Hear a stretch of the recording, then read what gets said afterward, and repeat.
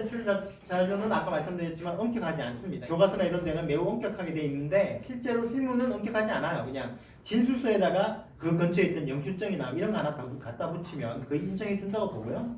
나중에 실제로 이거 조사를 받거나 변호하실 때 뭐 이런 거는 공정에서 하는 얘기는 다 거의 뭐큰 의미 없는 협박이 있고 대부분 인정해 줍니다. 진술조서에다가 약간만 물적 증거 하나만 더 하면 되고요. 가진 그 추가 감면은 뭐냐면 A라고 하는 카르텔을 신고를 했죠. 1순위는 100% 감면이니까 별 의미가 없지만 2순위잖아. 2순위잖아 50%밖에 안 됐죠. 그럼 본인이 추가로 더 갖고 싶어요. 아니면 자기는 1순위, 2순위가 3순위예요. 다른 카르텔을 들고 와가지고 추가로 갖다 바치면 이 카르텔에서도 추가로 감면해 주는 거예요. 갖다 바친 카르텔이 이 카르텔의 규모보다 같거나 작으면 20%, 4배 이상이면 아예 면제해 주는 제도를 가지고 있습니다. 예를 들면 엘리베이터 단합 사건인 경우에는 맨 처음에 그 공적 입찰에 대해서 카르텔을 냈거든요. 그래서 1순위, 2순위가 생겼죠. 2순위는 50%밖에 감면 못 받잖아요. 그러면은 2순위가 아 우리도 100% 먹고 싶다. 그럼 뭘 가져오면 되죠? 더 큰 카르텔 갖고 오면 되죠. 그래서 민수단합을 또 가지고 와서 신고를 해버린 거예요. 그러니까 이제 이번에는 1순위는 거기서 민수단합은 자기 카르텔 1순위가 아니잖아요. 민수단합은 자기는 카르텔로 가진 거 맞아야 되죠. 이 사람 열받죠. 그럼 뭘 가져왔을까요? 유지보수 또 들고 온 거예요. 그러니까 다시 2순위 한 사람은 유지보수에서 자기 1순위가 아니죠. 50% 먹어야 되죠. 그럼 또 하나 더 가져와야 되죠. 뭘 가져? 부품 단합을 또 가져온 거예요. 이래가지고 엘리베이터 단합 사건에서는 총 한 4개의 단합이 추가로 신고되는 풀상사가 발생했죠. 요거는 여기 그 법 규정이 아예 고시가 존재했기 때문에 이제 이해가 안 되고요. 마지막으로 시간이 거의 없는데 불법만 설명드리고 5분 되게 넓게 하겠습니다. 카르텔 있지 않습니까? 과징금 감면 처분을 합니다. 왜냐하면 제가 약간 좀 설명을 드렸는데 면제 1순위로 인정을 받아요. 그러면 처분을 2개 합니다. 과징금 부과처분을 먼저 합니다. 과징금 부과처분은 과심사 보고서를 하나 내보내요. 이 심사보고서에는 모든 카르텔 행위자가 나와 있어요. A사, B사, C사, D사. 그래서 관련 매출 얘는 100억, 얘는 50억, 얘는 200억, 얘는 10억 이렇게 나옵니다. 근데 알고 보니까 1사가 1순위고 B사가 2순위예요. C사, D사 모두게 일단 첫 번째 과징금 부과처분 의결서에는 100억, 50억, 200억, 10억 이렇게 놓죠. 그 다음에 A사, B사는 깎아줘야 되죠. 그러면 A사에 대한 감면 처분을 별도로 하나 합니다.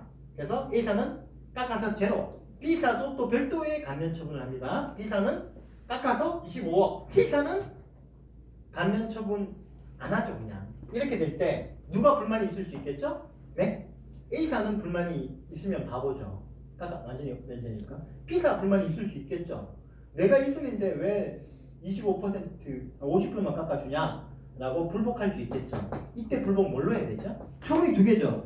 과징금 부과처분이 있고 감면처분이 있는데 복잡하게 여러 가지 견해가 있었지만 현재는 바뀌었습니다. 딱 정해졌죠. 감면처분에 대해서 취소소송해야 됩니다. 법원의 입장입니다. 우리 조세는 이거 뭐 흡수석이니 흡수석이니 병합석이니 온갖 이론들이 해가지고 복잡한데 공정위에서는 그냥 감면 처분만 해라 판례로 굳어졌고요. 그리고 또 하나 더 그 C사는 또 미연시 했는데 인정 안 됐죠. 근데 E사는 과징금 부과 처분만 있고 없습니다. 그렇죠? C사 같은 경우에는 기각 처분이 없기 때문에 그냥 과징금 부과 처분에 대해서는 다퉈야 된다가 나오는 거예요. 정확하게 얘기하면 이게 지금 좀 많이 제가 복잡한데 이렇게 설명을 드릴게요. 경우의 수를 나눠가지고 A사는 어차피 1등이기 때문에 불복할 게 없고요. B사가 만약 시나리오 1이 A사가 1등, B사가 2등이면 B사는 감면 처분에 대해 불복해야 되는 거 아니에요. 자기가 내가 1순위다라고 주장하면서 이게 시나리오 1번입니다. 이 시나리오 2는 뭐냐면 A사가 1등으로 신고했고요. B사가 2등으로 신고했고 C사가 3등으로 신고를 했습니다. 그런데 공정위가 B사 같은 경우에는 아마 보니까 얘네들이 거짓말을 했네요. 그래서 B사한테 지위를 인정 안 해주고 지위 신청을 기각해버리는 거예요. 이순이한테는 기각 처분을 하거든요. 그 C사한테 이순이를 준 겁니다. C사가 아까 200억인데 100억으로 감면이 됐고요. B사가 불복하게 되면 뭘 해야 되겠습니까? 감면 신청에 대한 기각 처분 취소 소송을 하는 게 판례고요.